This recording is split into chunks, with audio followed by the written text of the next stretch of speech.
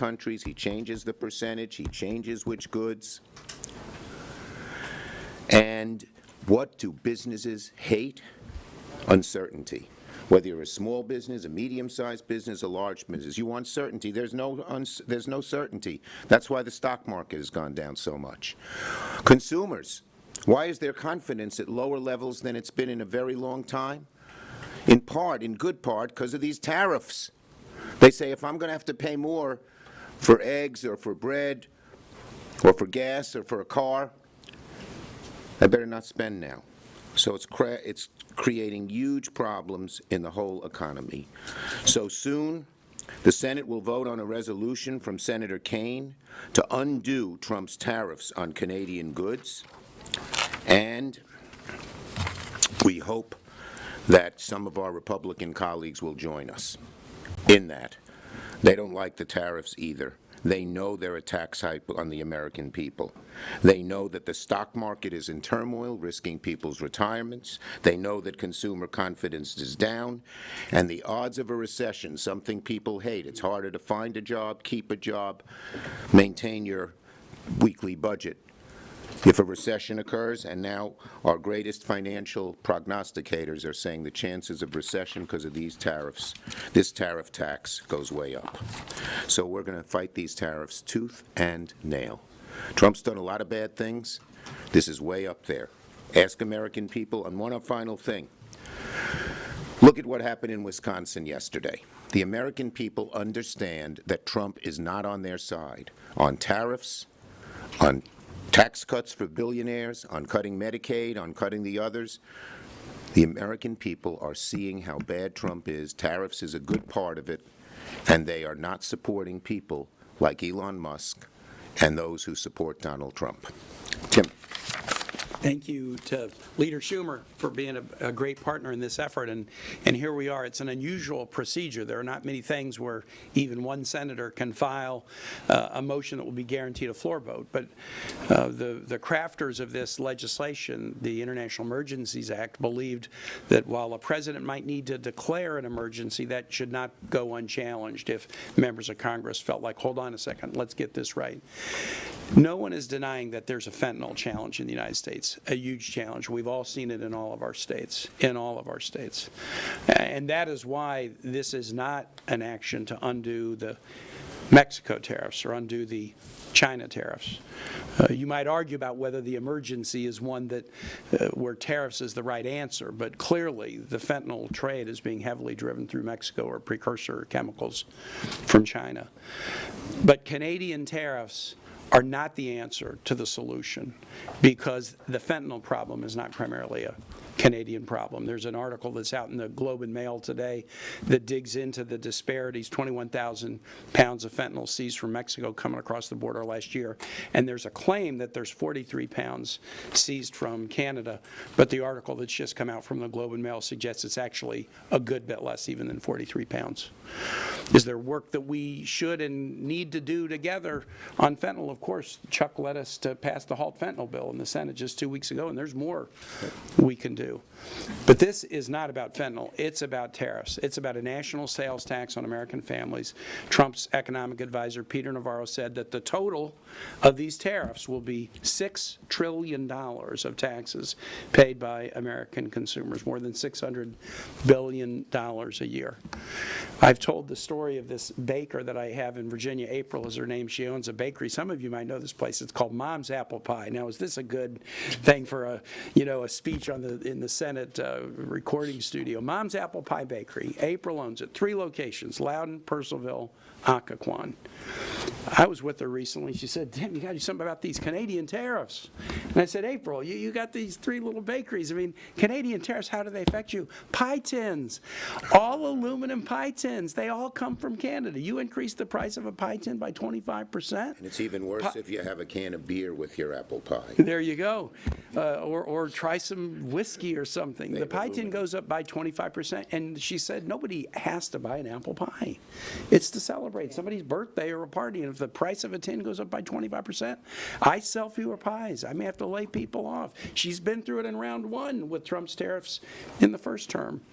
My largest business in Virginia is the shipyard, Huntington Ingalls Shipyard in Newport News. Ships and subs, critical to our nation's security. 35% of the aluminum and steel that are used in U.S. ships and subs comes from Canada. The other 65% is American-made steel. We're having a hard time producing ships and subs on time and on budget now.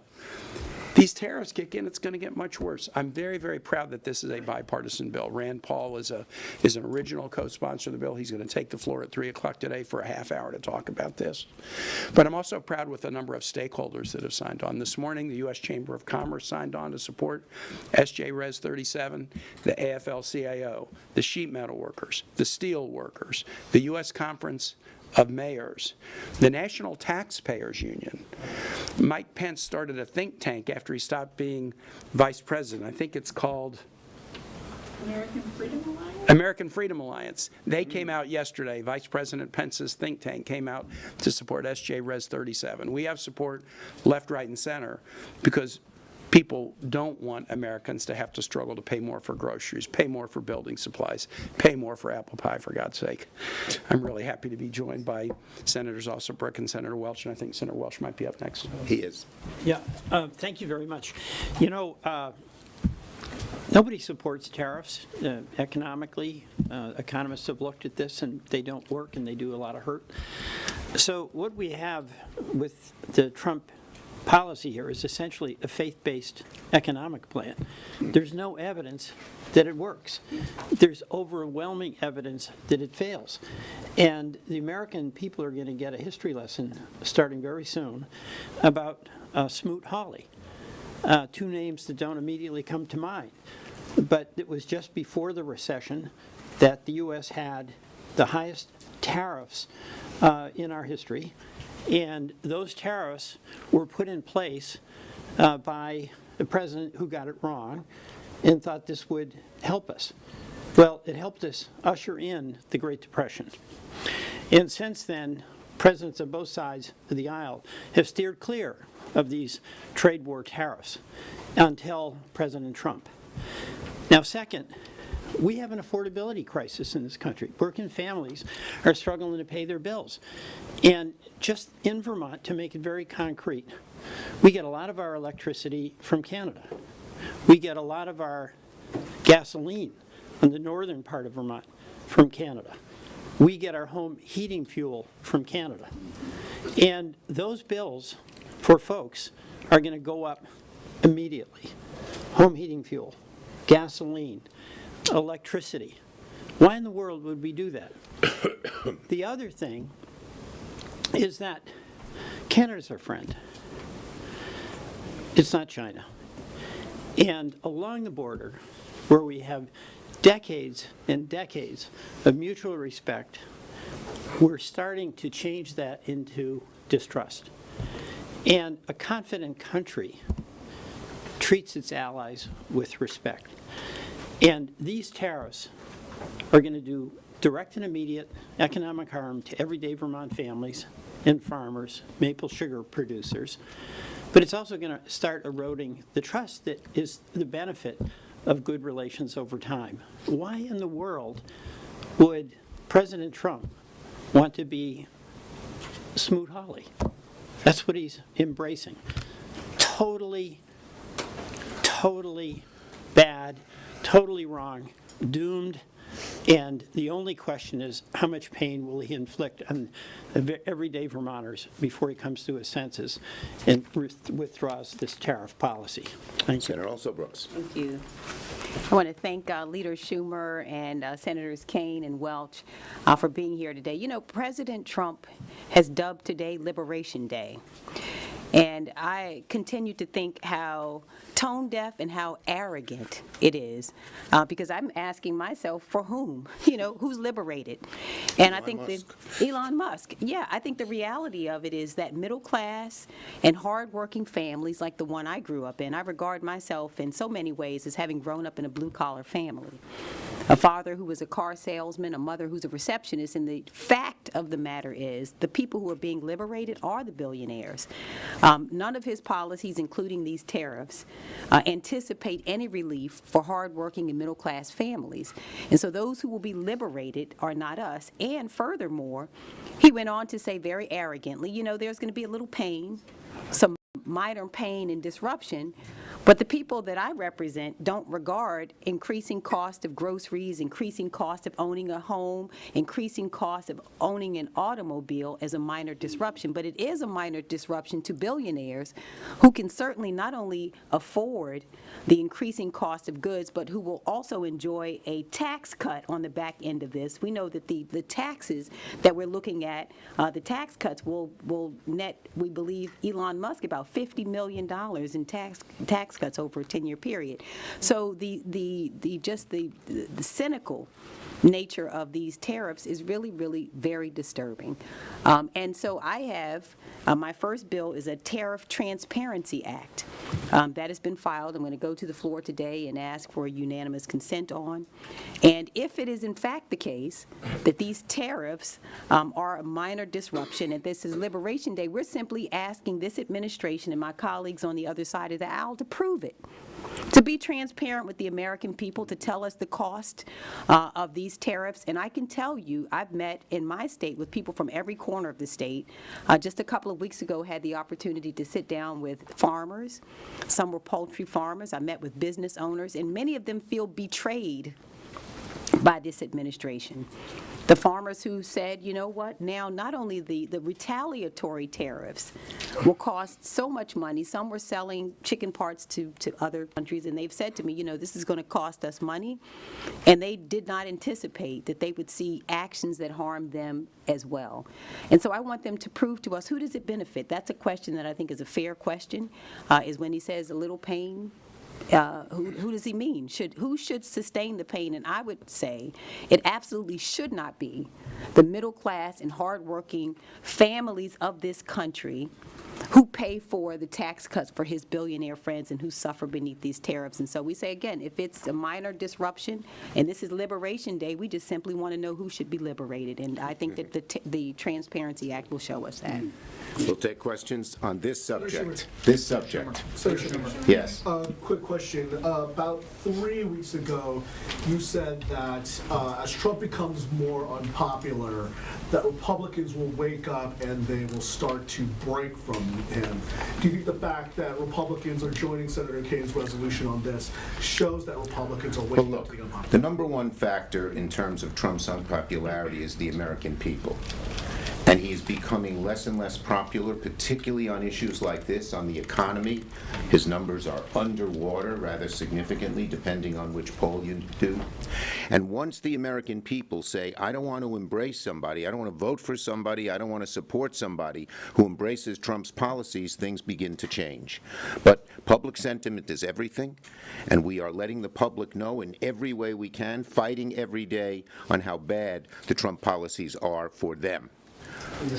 Yes, in the back. Senator Schumer, a lot of dairy producers in New York and Vermont, and as you know, dairy producers have faced import restrictions in Canada. Is it fair for Trump to use some leverage here to get Canada to reduce its trade barriers on dairy? Look, are there certain tariffs that make some sense in a specific area where we're being treated unfairly? Yes.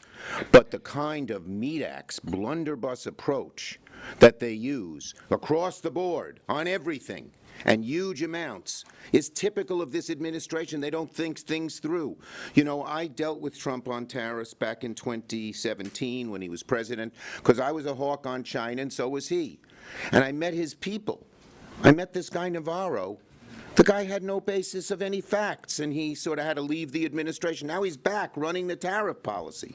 They don't, as Angela talked about, they don't look at the facts. He just gets this idea in his head that it's going to be a good thing and does it, and then he says he doesn't care if the American people pay more.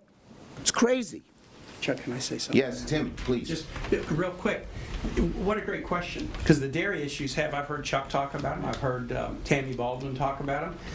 there's a Trump-created mechanism to deal with that problem. The USMCA, negotiated by President Trump, I think it got 89 votes here, heavily bipartisan. Why are they not using the MCA to deal with it? Because they want money for a tax cut. Yes. If they used MCA to negotiate the differences, they wouldn't have Peter Navarro saying, we're going to get $6 trillion that we can use for a tax cut. That's the way they should deal with this problem. A Trump-inspired, state-of-the-art trade deal that gives them a mechanism for resolving disputes. The fact that they're throwing that aside and going with tariffs tells you that there's something else And going on. in just across-the-board way. You know, now probably when we're treated poorly across the board, like with China, a broader approach might be necessary. When it comes to Canada, when it comes to Mexico, when it comes to Europe, where we have such complicated, intercombined relationships, that kind of approach hurts only one group, the American people, the average American family. On this subject, yes. Thank you, Leader. What is your response to the president's argument that these tariffs will lead to reshoring of manufacturing overseas and allow for a level playing field for U.S. industries? Yeah, well, he gets these ideas in his head. He has no proof, and most every study, and these guys know this, has shown that that doesn't happen, plain and simple. That's the problem. There's no factual basis here. It's a crazy idea in his head that hurts American families and does very little benefit, and in an untargeted way that makes no sense. Yes, in the back there. The House introduced a resolution to challenge the emergency declaration on Mexico as well. Are there plans to do that in the Senate? Tim?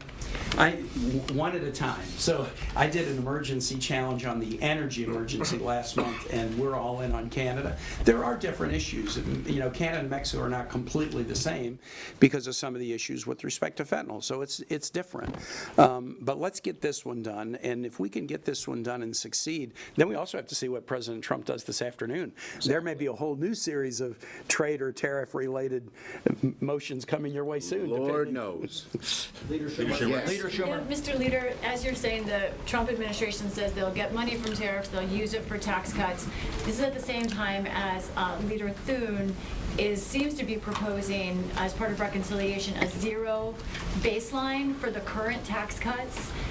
The parliamentarian will probably have to rule on that, but do you think that that comports with Senate procedure possibly? Okay, that's a different problem, but another It's related. huge problem he's causing. It wasn't the Yeah. same, but you're so nice. I'm going to entertain it. Thank you. The bottom line is this.